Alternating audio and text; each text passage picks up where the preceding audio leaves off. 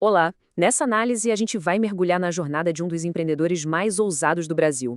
É uma história sobre visão, audácia e, claro, números que parecem até coisa de outro mundo.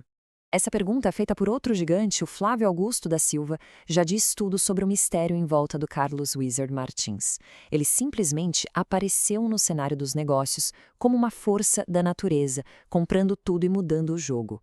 A questão, sabe, não era só sobre a grana, mas sobre a cabeça por trás de tanta grana. E para a gente entender essa mentalidade, vamos para os números.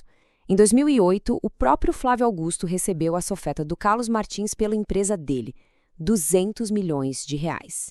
Um valor, assim, absurdo, que já mostrava que o Martins estava em outro patamar. Mas, isso era só o aquecimento. Aquela conversa com o Martins mudou a forma do Flávio pensar. Tanto que, uns anos depois, a empresa dele pulou para a casa do bilhão. Isso só prova o impacto que a visão do Carlos tinha. Ele realmente não estava jogando o mesmo jogo que todo mundo. E o grande finale dessa história de valorização foi a venda da própria empresa dele, o Grupo Multi. Quase 2 bilhões de reais. Um número que força a gente a voltar para a pergunta inicial, mas de um jeito mais profundo. Como é que alguém constrói uma coisa tão gigante, literalmente saindo do zero? Para achar essa resposta, a gente tem que voltar no tempo. A base de tudo não estava numa faculdade chique de administração, não.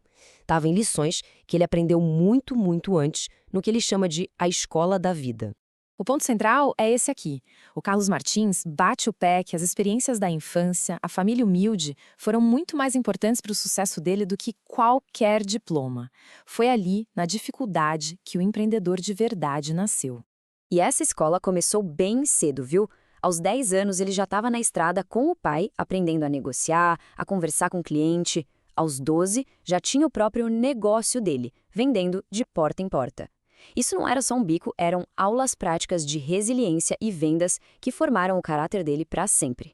Então, com 17 anos, ele toma a decisão, aquela que ia definir todo o resto. Era um tudo ou nada, um caminho sem volta que ia testar cada grama da determinação que ele tinha. O que é mais impressionante aqui é a dimensão da coragem.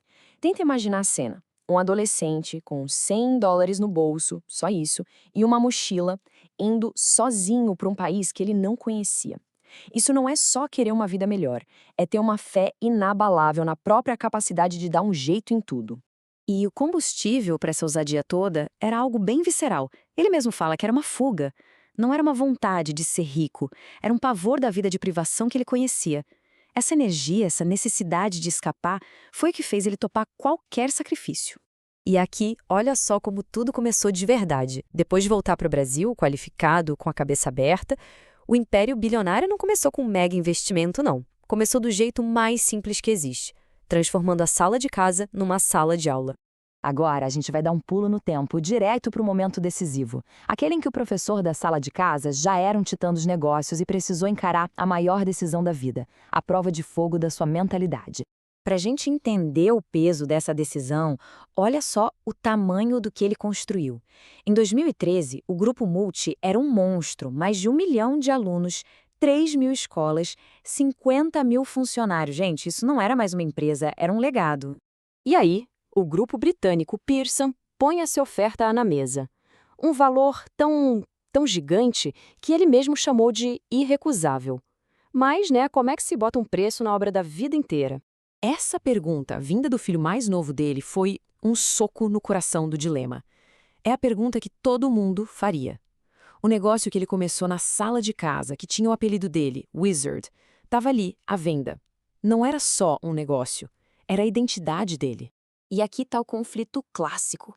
De um lado, o coração, o amor de pai pela empresa que ele criou do zero.